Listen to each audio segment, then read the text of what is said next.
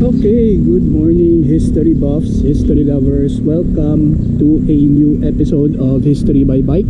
And for this episode, we will be talking about the Laguna Lake expedition undertaken by General Lawton in April of 1899. So don't forget to like, share, and subscribe to my YouTube channel. This is History by Bike. Oh, and by the way, we will be speaking in English for this entire episode, so please bear with me. Please stay tuned.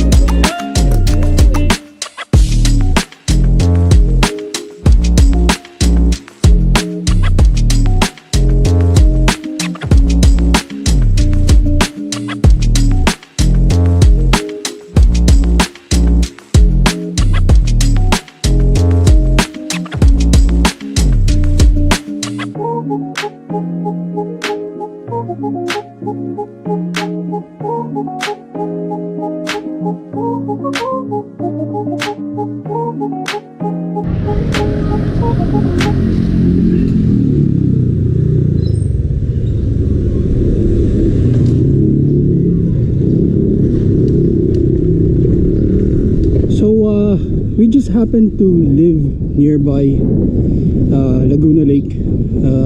It's like around 1 kilometer from where I live. So we're now heading to a place they call Frontal Park.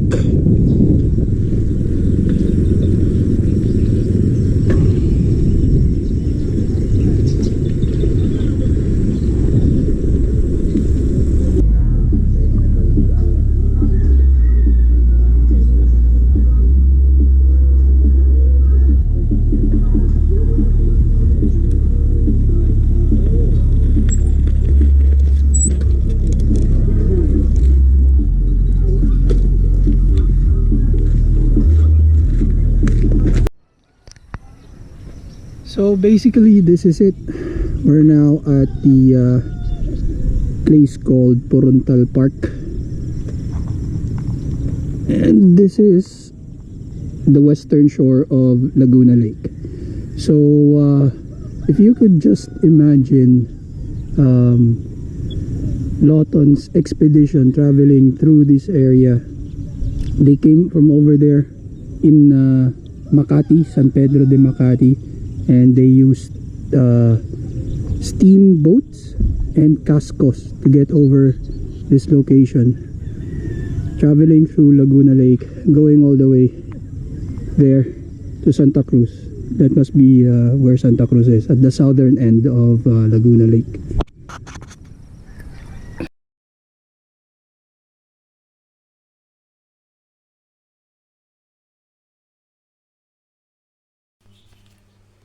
Advance to Pagsanjan. After the successful capture of Santa Cruz, General Henry Ware Lawton wasted no time in continuing his campaign. On April 11, 1899, he led his expeditionary force toward the nearby town of Pagsanjan, a key location in the region. The aim was to keep pressing the advantage and disrupt Filipino defenses before they could regroup. At 6 a.m., Lawton's troops set out for Pagsanjan, located just a short distance from Santa Cruz. The force was well prepared, having gained confidence from their previous victory. Lawton ordered a battalion of sharpshooters to march ahead as an advance guard, ensuring that any obstacles or ambushes could be dealt with swiftly. As the American forces moved closer to Pagsanjan, they encountered Filipino defenses approximately 1.5 miles outside the town. The Filipino fighters had set up hastily built breastworks, intending to delay the U.S. advance. The sharpshooters, acting as the front line, came under fire from the entrenched Filipino soldiers. The exchange was brief but intense. Artillery bombardment and infantry assault. To break the resistance, Lawton called for artillery support. An artillery piece was brought forward and fired 2 rounds into the Filipino breastworks, causing many of the defenders to flee. However, some of the Filipino fighters remained in the breastworks even after the bombardment. The American sharpshooters launched a heavy volley of gunfire, finally forcing the remaining Filipinos to abandon their position. With the defenses weakened, the U.S. infantry moved in and took control of the area. The combination of artillery and an infantry assault proved too much for the outnumbered and outgunned Filipino defenders. Once the initial defenses were breached, the Americans entered Pagsanjan with little further resistance. General Lawton and his troops were able to capture the town without a significant fight. The Filipino forces had been unable to regroup after the bombardment, and most had either fled or been overrun. In total, the Americans suffered 5 wounded during the advance on Pagsanjan. Filipino casualties were estimated to be between 6 and 8 killed. The quick capture of the town marked another victory for Lawton's forces in their Laguna campaign. Pagsanjan surprised the American soldiers with its appearance. Despite the war, the town seemed relatively untouched, and it was clear that the residents had enjoyed a degree of wealth and refinement before the conflict. An American observer noted the presence of a monument in the town plaza which had been altered to honor General Emilio Aguinaldo, the leader of the Filipino forces. The town's well-kept buildings and general air of prosperity stood in contrast to the chaotic scenes of battle the soldiers had witnessed earlier. It struck many U.S. soldiers as unusual that such a sophisticated town could be caught in the middle of a war. The residents had fled before the American advance, leaving behind a town that still carried an air of quiet dignity despite the ongoing conflict. The Battle of Paete. On April 12, 1899, General Henry Ware Lawton's forces marched toward the town of Paete, continuing their campaign to secure Laguna province. Following their success in Santa Cruz and Pagsanjan, Lawton's troops were determined to push further and eliminate remaining pockets of Filipino resistance. However, the Battle of Paete proved to be one of the more difficult and tragic encounters of the expedition. At 2:45 p.m., Lawton sent a detachment of approximately 220 men to advance on Paete, a small town located further down the coast of Lake Laguna. As the American forces neared the town, they encountered Filipino fighters entrenched in well-built breastworks about 150 yards ahead. The Filipinos, numbering around 50, had chosen a strong defensive position, using the thick foliage to conceal their movements and gain an advantage over the approaching American troops. After the ambush, Lawton's forces regrouped and prepared for a full assault on the Filipino breastworks. Artillery was brought up to soften the Filipino defenses, followed by a coordinated infantry attack. The combination of artillery bombardment and ground assaults proved effective, and the Filipino fighters were forced to abandon their positions. Supporting fire from the gunboat Laguna de Paete, stationed in the lake nearby, added further pressure on the Filipino defenders. The relentless firepower from both land and water finally broke the Filipino resistance, and the remaining defenders retreated or were overrun. The Battle of Paete resulted in significant casualties for the US forces. 5 American soldiers were killed during the fight, including the 4 men who died in the ambush. Despite the losses, the US troops managed to secure Paete, further extending their control in Laguna province. The Filipino forces suffered approximately 15 casualties, including both killed and wounded. The Filipino defenders fought bravely. They were ultimately outmatched by the superior firepower and coordination of the US forces. Lawton's campaign was marked by strategic planning, effective use of artillery, and bold infantry assaults.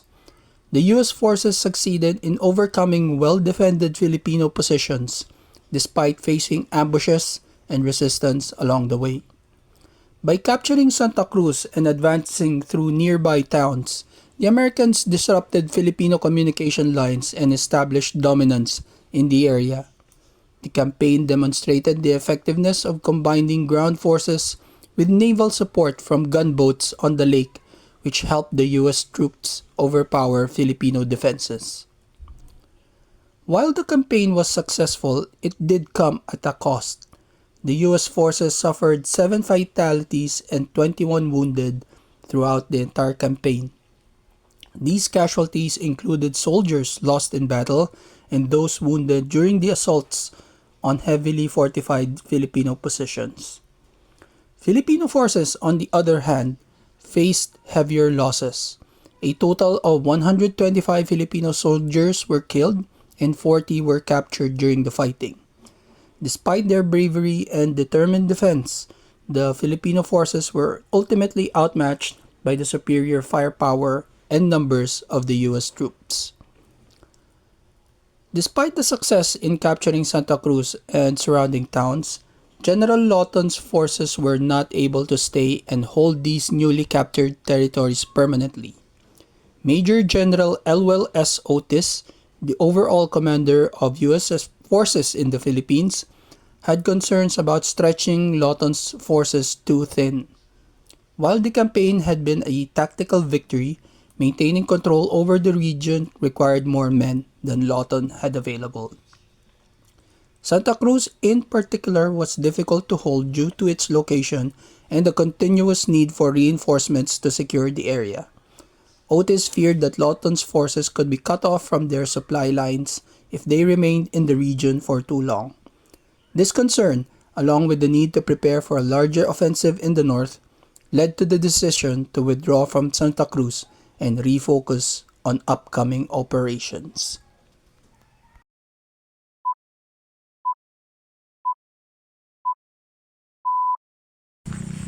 Right, so I guess this will be the end for our episode now about the campaigns of General Lawton here in Laguna Lake. Yeah, known as the Lawton's Laguna Lake Expedition. So I'll be wrapping up things here, and thank you very much for watching this episode about the Philippine-American War, the Philippine resistance to the American campaign during the later years of the 19th century. So please don't forget to like, share, and subscribe to my YouTube channel. This is History by Bike, and we are now signing off from Laguna Lake. Thank you very much for watching. Look, there's some geese.